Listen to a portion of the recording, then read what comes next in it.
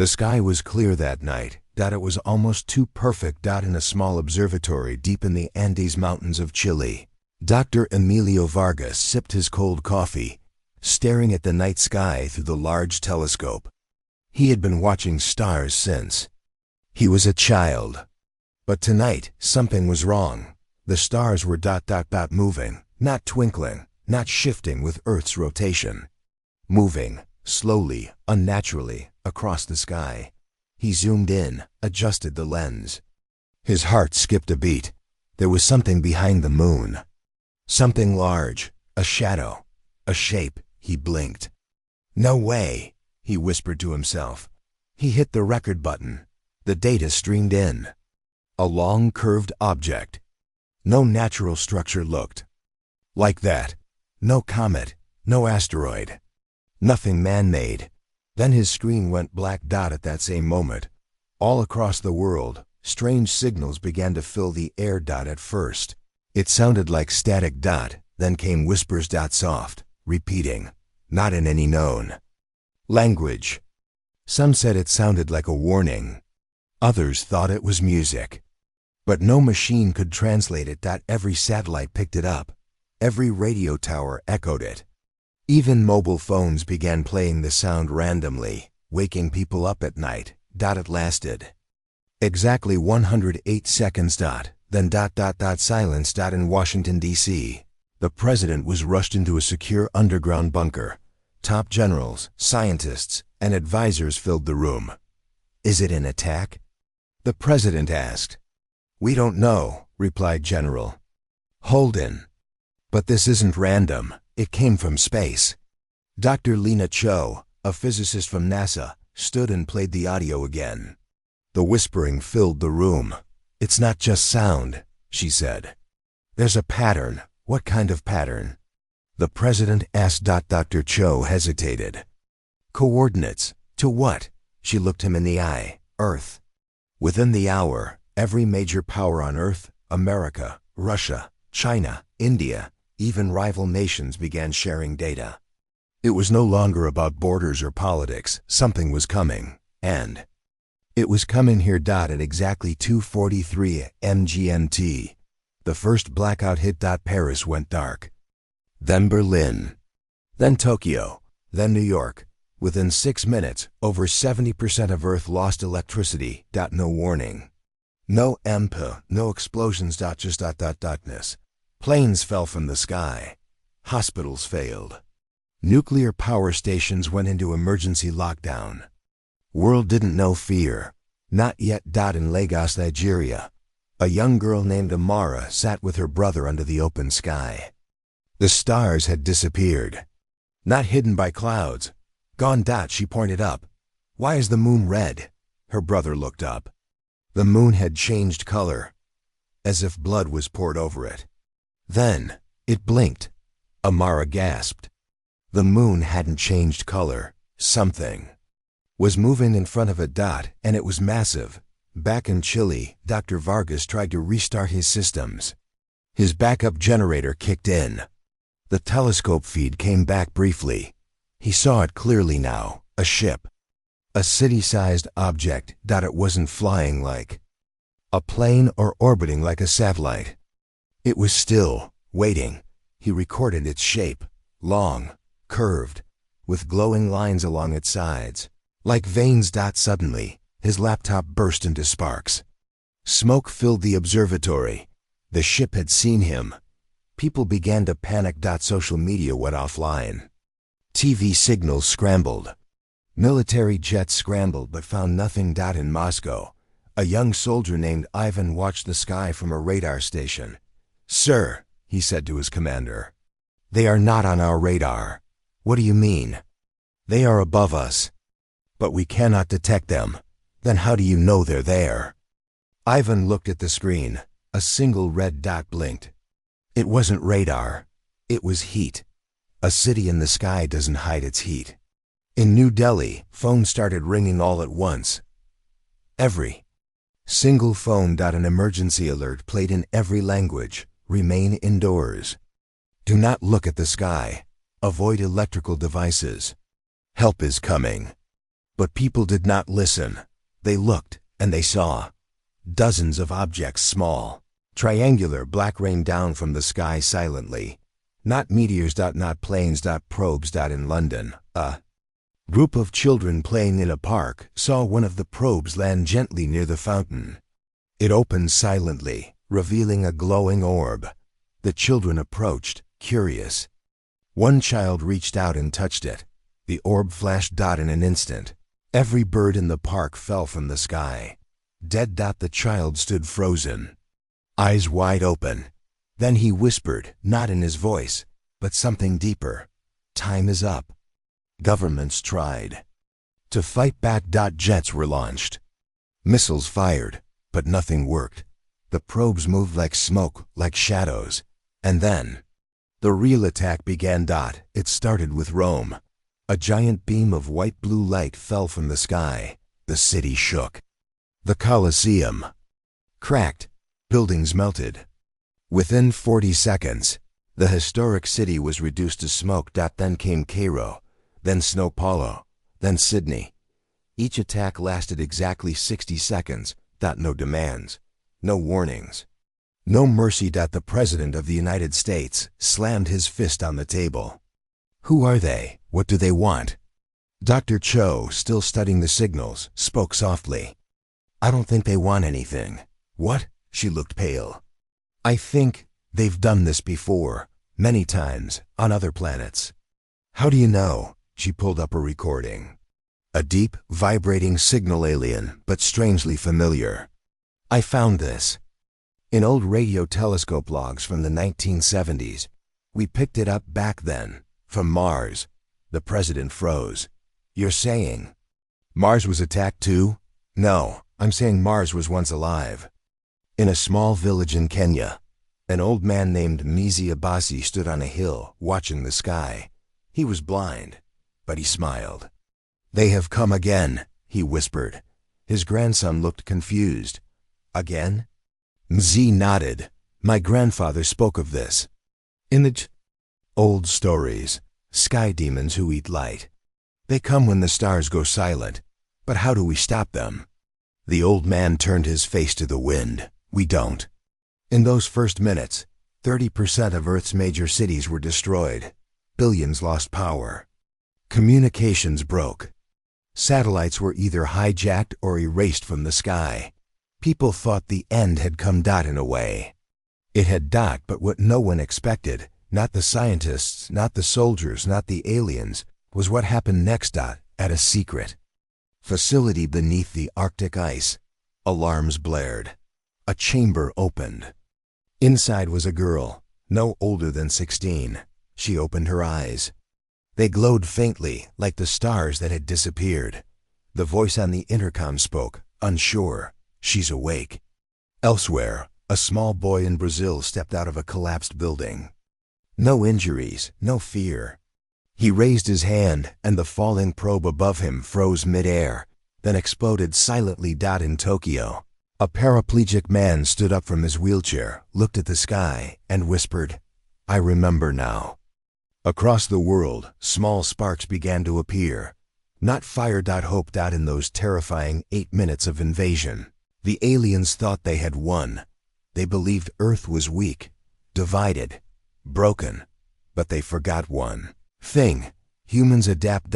And they were about to learn. Earth does not go down without a fight. The world had barely begun to understand what was happening. 8 minutes had passed since the first shadow appeared behind the moon.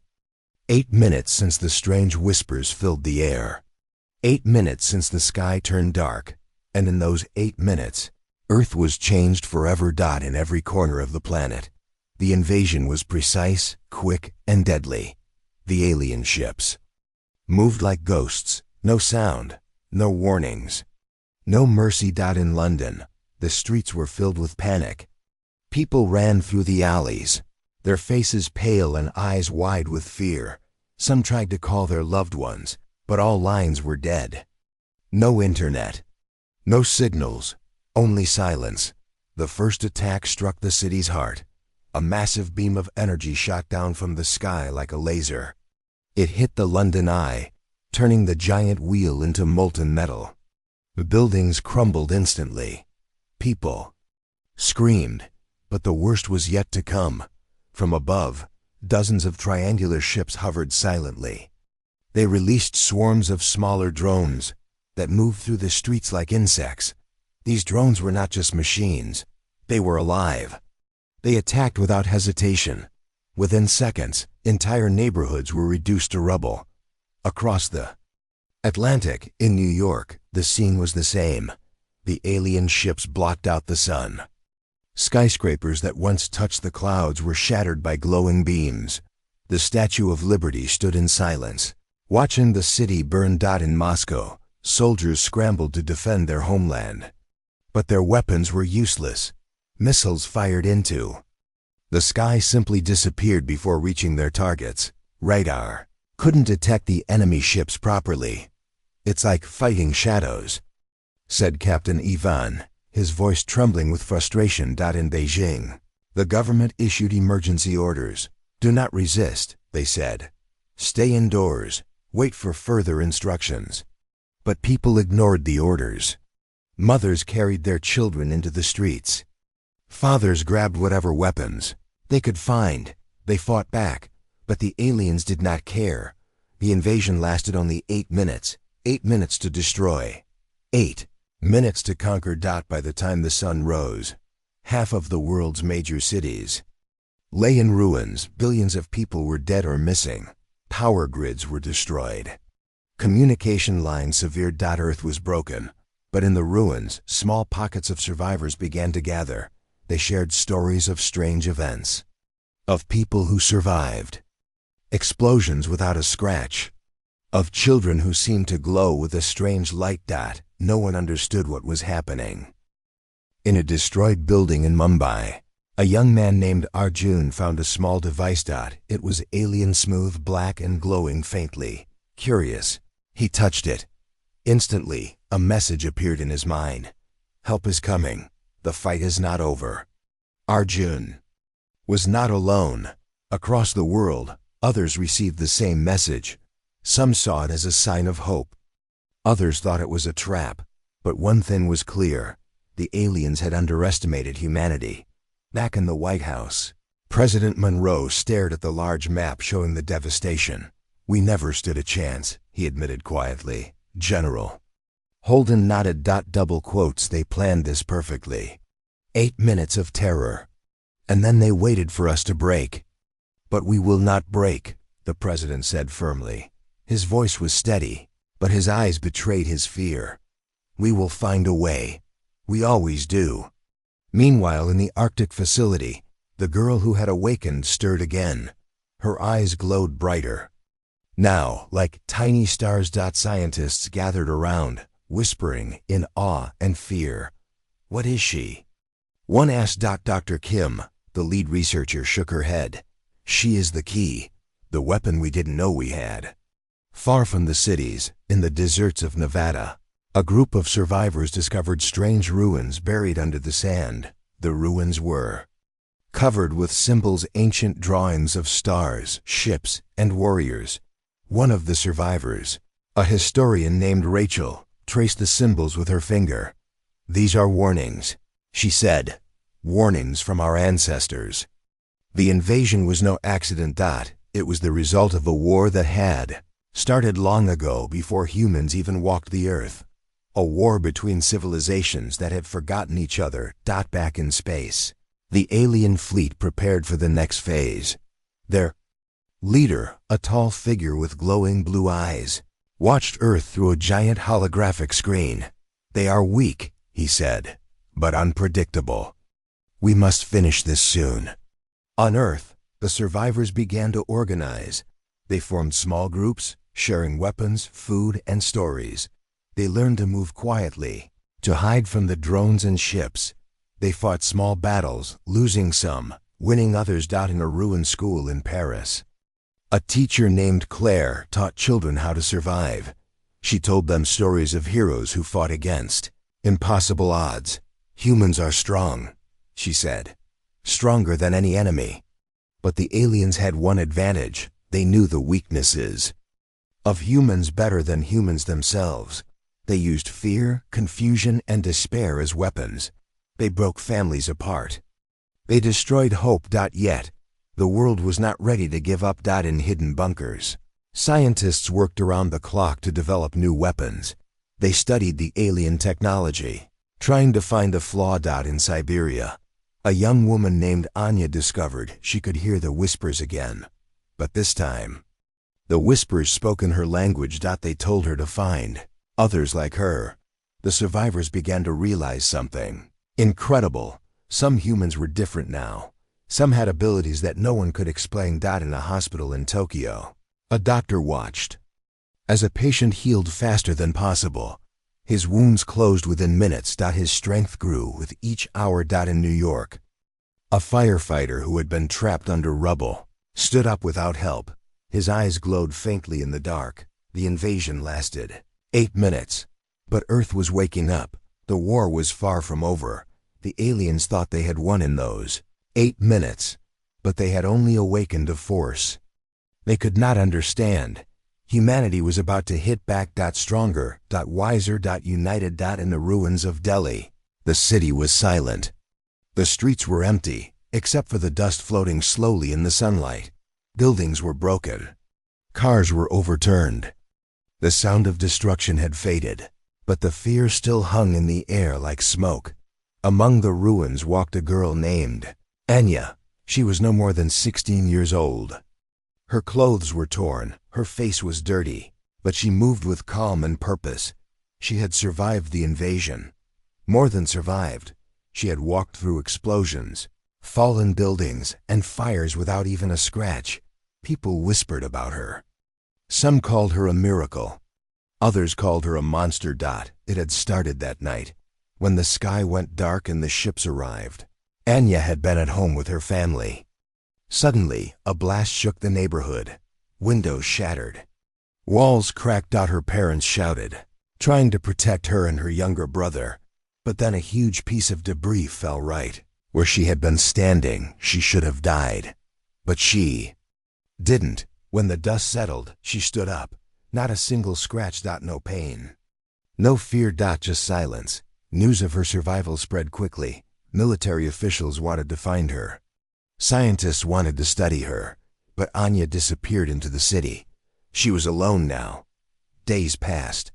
People in the city were hiding, afraid. But Anya walked freely. She helped those she could find. She pulled a child from under rubble. She gave water to an old man. She led survivors to safe places. But the question remained, how was she alive? One night, under the moonlight, a strange sound came from the sky, a quiet hum. A vibration only Anya could hear. She looked up. A small, glowing ship hovered silently above her. It opened a hatch. A figure stepped out. It was tall and thin, with glowing blue eyes. The alien spoke, but not with words. It spoke in thoughts, clear and cold. You are special. Anya did not move. You survived because your body is different. The alien explained. Long ago, humans had a secret code hidden inside their DNA. A code that gave power, strength, speed, healing. But over time, the code was locked away. The aliens had helped do this, to keep humans weak. Anya's code was unlocked. She was the first. The alien wanted to take her back to their ship. To study her. To control her. Anya refused. With a sudden burst of strength, she pushed the alien away. She ran into the night. She was hunted. The aliens sent drones to find her. They used people as bait. They tried to trap her, but Anya was faster and smarter. She disappeared before they could catch her. In a hidden shelter, Anya met a group of survivors that they were afraid at first, but when she saved a child from a falling beam without even flinching, they believed. They called her the girl who couldn't die. Anya began to understand her power. She could heal wounds quickly. She could run faster than any human. She felt stronger, but she also felt different. Sometimes, she heard voices in her mind, whispers of the past, memories not her own. One night, she dreamed of stars. Bright, shining stars, and a voice told her a secret. Find the others. She did not know what the others meant, but she knew she had to find them. Back in the city, the alien fleet prepared for their next attack. They were angry. Anya was a threat. If she could not be controlled, she could inspire others, and that was dangerous. Meanwhile, in a small town nearby, other people began to change. A man who was sick suddenly felt strength return. A woman who could not walk stood up and ran. A child who was deaf began to hear. The secret code was waking up in humans around the world.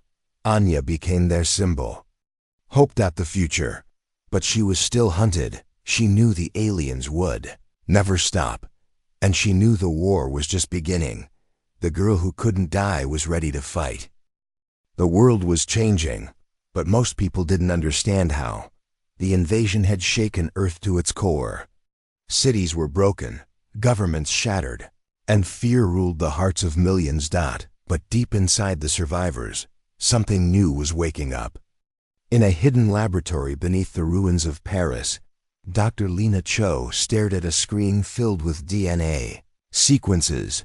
She had been working day and night to understand what was happening to the survivors, especially those who showed strange powers. She zoomed in on one sequence. It looked familiar, but also ancient. We're not alone in this world, she whispered to herself. A knock came at the door.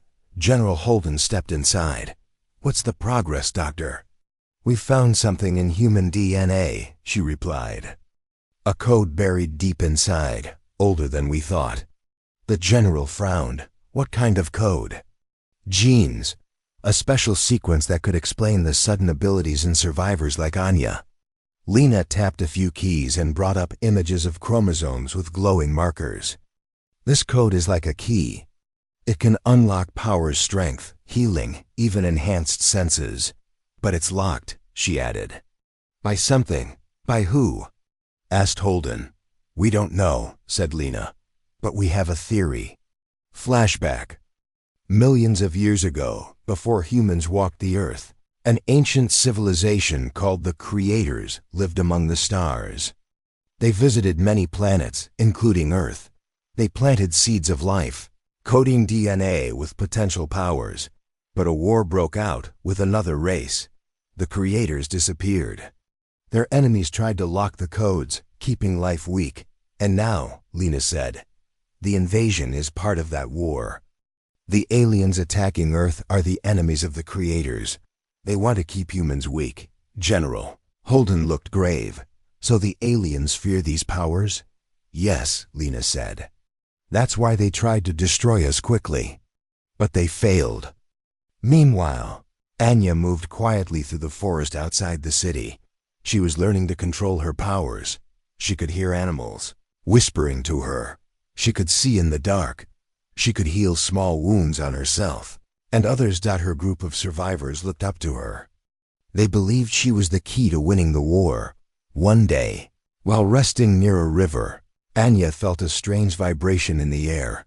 She closed her eyes and focused. Suddenly, a vision came to her. A city made of light, floating in the stars. A voice spoke in her mind. Find the truth. Find the others. Anya opened her eyes. She knew her journey was just beginning. Back in the laboratory, Lena studied more data. She found traces of the Creator code in other survivors. Some were hidden. Some were dormant, but the code was real. She called her team.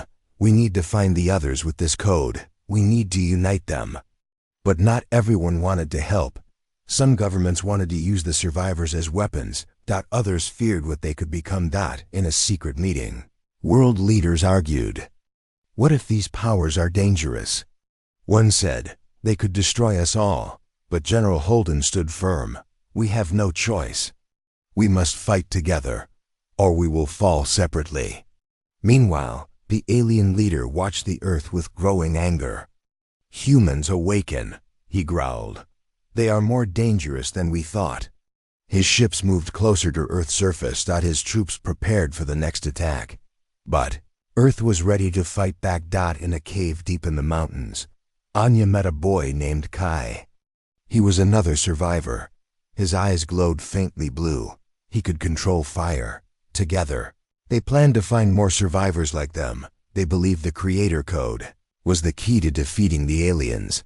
The invasion was not just a battle for Earth's surface. It was a war for the future of humanity.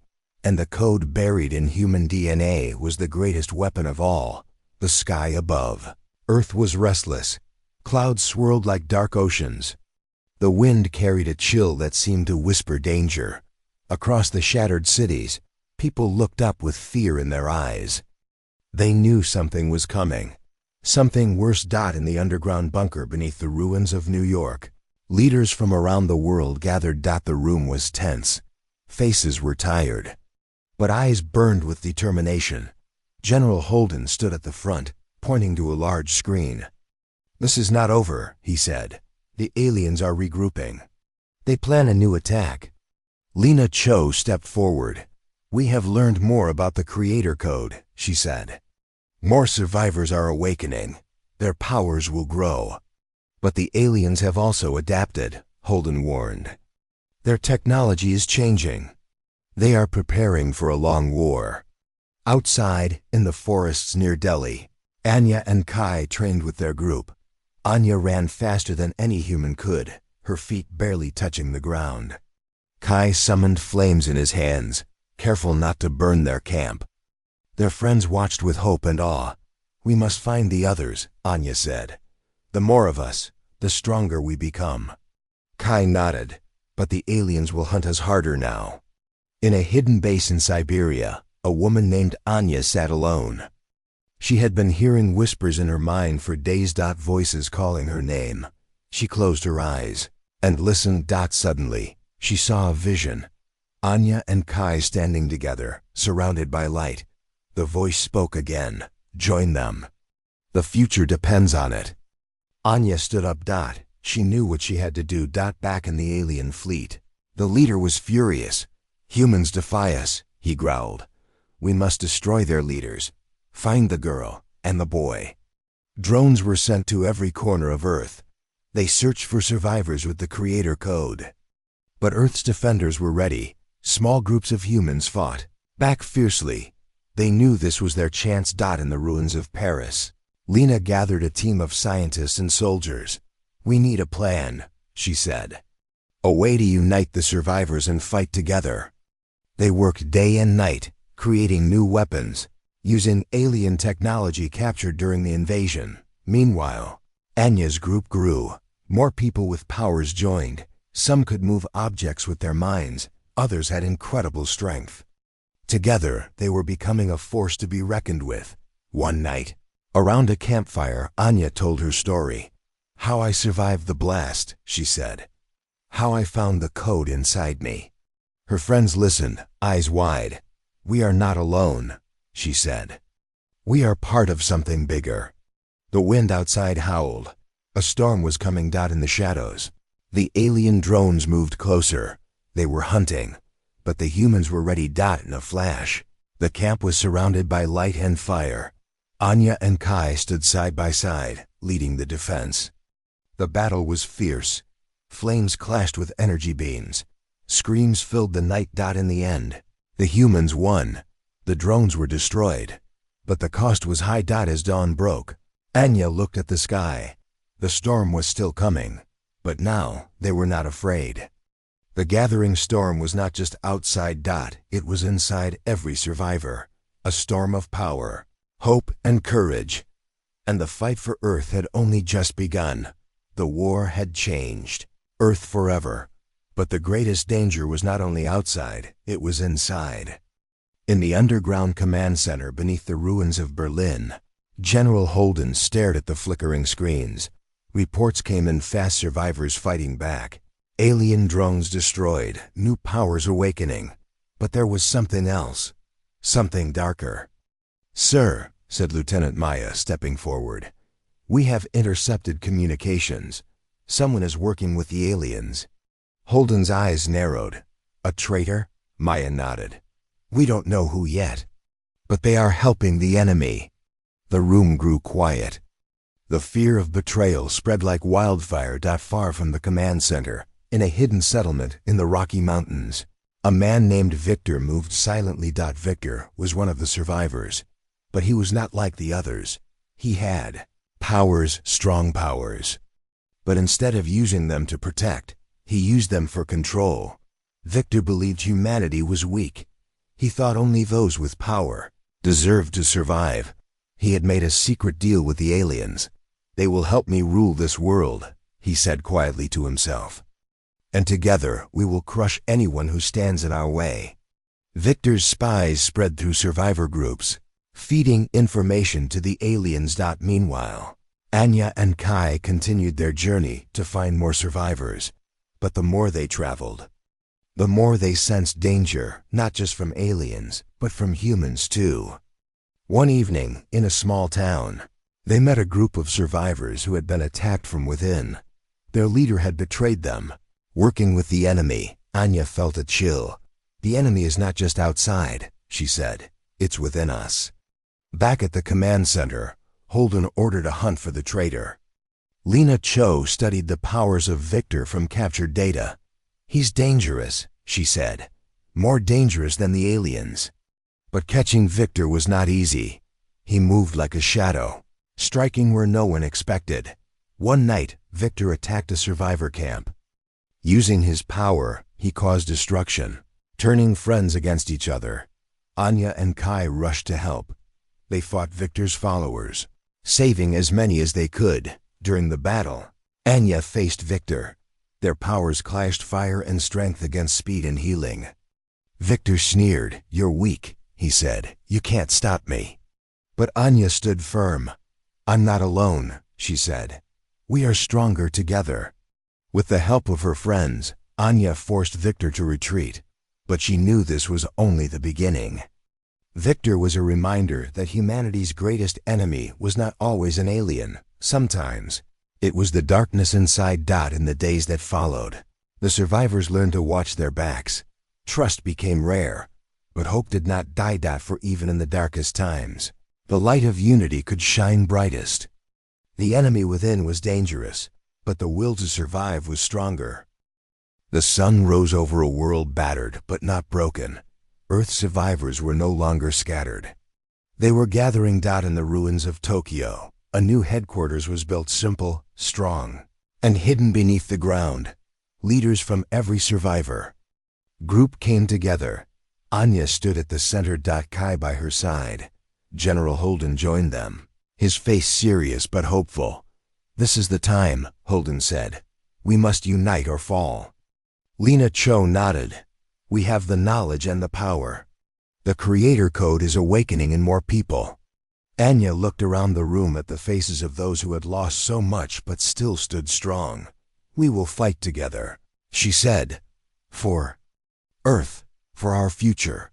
The survivors formed a new alliance. The United. Training began. Immediately, survivors learned to control their powers. Soldiers trained with new weapons built from alien technology. Anya and Kai led missions to find more. With the creator code, one mission took them to the deserts of Africa, where a young woman named Zara controlled the wind. She joined the United. Another mission led to the mountains of South America. There, they found Mateo, who could heal others with a touch.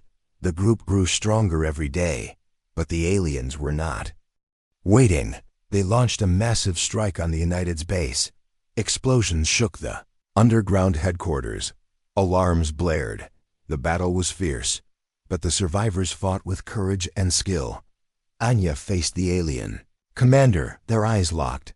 "You cannot win," he hissed. "We will crush you." Anya smiled. This time, Earth fights back. With a sudden burst of power, she pushed the commander back.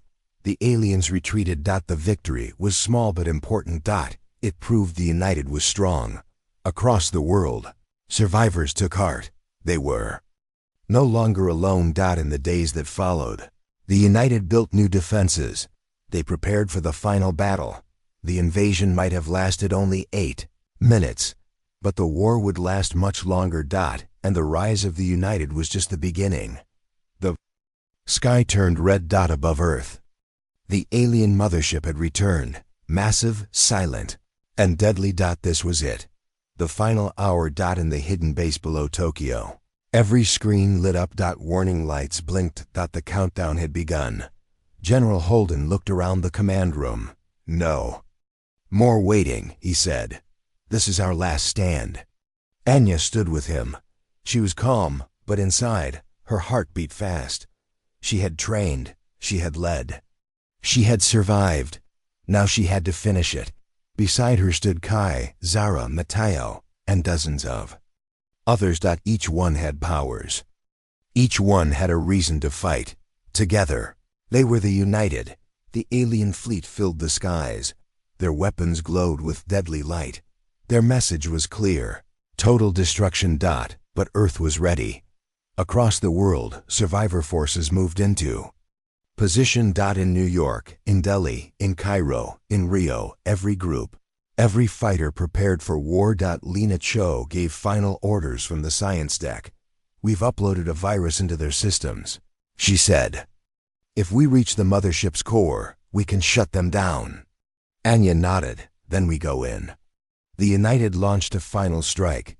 Using stolen alien ships, they flew toward the mothership. Faster than sound. Through fire and smoke. As they entered the alien ship, everything went quiet. Lights flickered. The walls pulsed like they were alive. Stay close, Anya whispered. They moved fast, fighting alien guards, dodging energy blasts. One by one, they made it to the core. It was a glowing, beating machine. The brain of the entire fleet. Lena's virus was ready, but the alien commander stood in their way. He was taller than any before, stronger, smarter. His voice echoed in their minds. You think you can change your fate? Anya stepped forward. We are not weak anymore. The battle was brutal. Powers clashed. Fire against metal. Light against darkness. Kai fell but rose again. Zara used wind to throw enemies back. Mateo healed the wounded as fast as he could. Finally, Anya reached the core. With all her strength, she drove Lena's virus deep into the system. Everything stopped. A loud hum echoed. Then silence. The mothership shook. The lights went out. Across the sky, alien ships fell. Crashed. Stopped. The invasion had ended. The final hour had passed. And Earth had won. Anya fell to her knees, exhausted. But she smiled. It was over. In cities across the world, people came out of hiding. They looked at the sky. And for the first time in weeks, it was blue again. The war had taken lives, but it had also awakened something powerful. Hope. Strength. Unity. General Holden stood before the people. This victory wasn't about weapons, he said. It was about courage. And the power that lived inside us all. Lena Cho released her findings to the world. The creator code was real, and it now belonged to the people of Earth. Some still feared it, but most saw it for what it was. A gift. Anya walked among the ruins of what used to be battlefields. People called her a hero, but she didn't feel like one. She was just a girl who couldn't die, who chose to live. The world would rebuild. It wouldn't be easy, but now humanity had a second chance, and the strength to protect it. The invasion had lasted only 8 minutes, but Earth hit back with something far stronger than any alien could understand: the human will to fight.